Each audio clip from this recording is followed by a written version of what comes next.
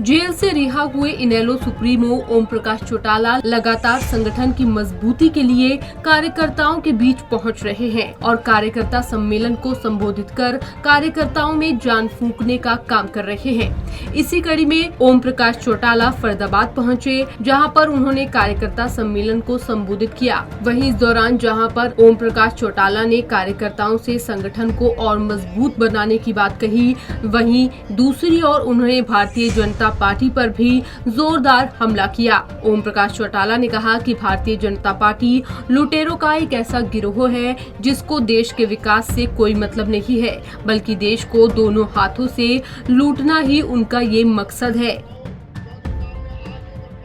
सरकार ने एक कानून और बनाया है, इसका आपको ज्ञान है कि नहीं, किसी ने बताया या नहीं, मैं बता देना चाहता हूं।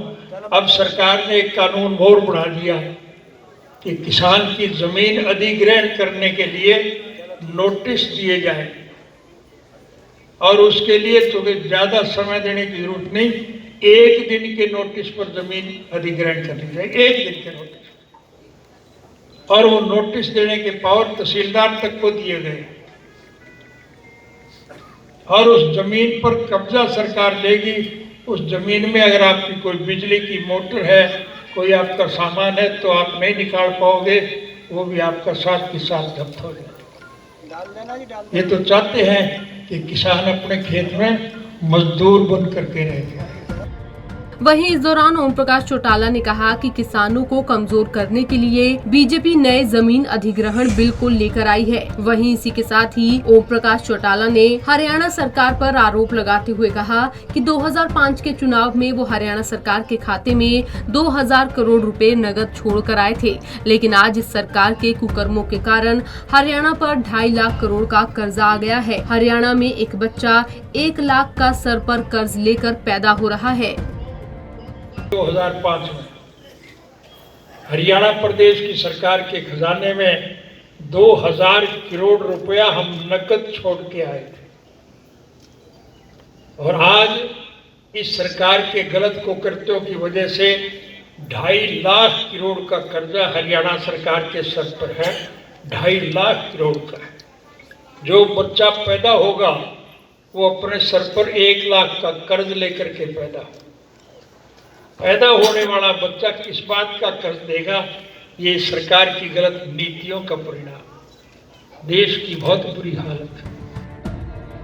वहीं इस दौरान ओम प्रकाश चौटाला ने कहा कि सरकार की गलत नीतियों के कारण आज हरियाणा बेरोजगारी के क्षेत्र में नंबर 1 हो रहा है और विकास के क्षेत्र में पिछड़ता जा रहा है। आज देश में अदानी और अंबानी की जेब भरने के लिए सरकार काम कर रही है।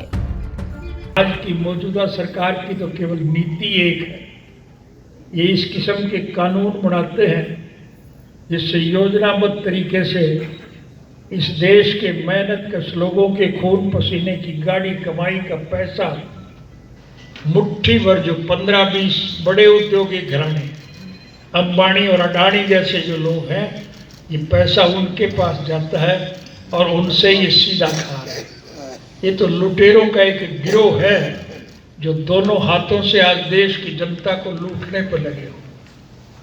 इन्हें कोई किसी से कोई सरोकार, इन्हें देश से कोई प्यार नहीं है। वहीं इस दौरान ओम प्रकाश चौटाला ने एलनाबाद चुनाव को लेकर भी हरियाणा सरकार पर निशाना साधा। एलनाबाद विधानसभा की सीट खाली। भारत के संविधान के मुताबिक 6 महीने के अंदर अंदर हर खाली सीट को पूर्ण किया जाता है। अभी कल के अखबार में खबर छपी है, टालने की कोशिश करते हैं क्योंकि इन्हें हार दिखाई दे रही है, लेकिन बकरे की वहां कैद था और टालेंगे। देर सवेर चुनाव तो इन्हें कराना पड़ेगा, और एलनाबाद हल्के का जब चुनाव होगा तो मैं आपको विश्वास दिला के जा रहा हूं, इंडियन नेशनल लोकदल पार्टी के उम्मीदवार के मुकाबले में जितने भी दूसरी पार्टियों के लोग चुनाव लड़ेंगे, उन सब की जमानतें जब्त होंगी। ओम प्रकाश चौटाला लगातार प्रदेश भर के जिलों में जाकर कार्यकर्ताओं से मिल रहे हैं और संगठन को मजबूत करने के लिए पुरजोर कोशिश में लगे हैं। अब देखने वाली बात ये होगी कि ओम प्रकाश चौटाला की ये कोशिशें क्या कुछ रंग लाती हैं। पंजाब केसरी टीवी के लिए फरीदाबाद से सुधीर शर्मा की रिपोर्ट।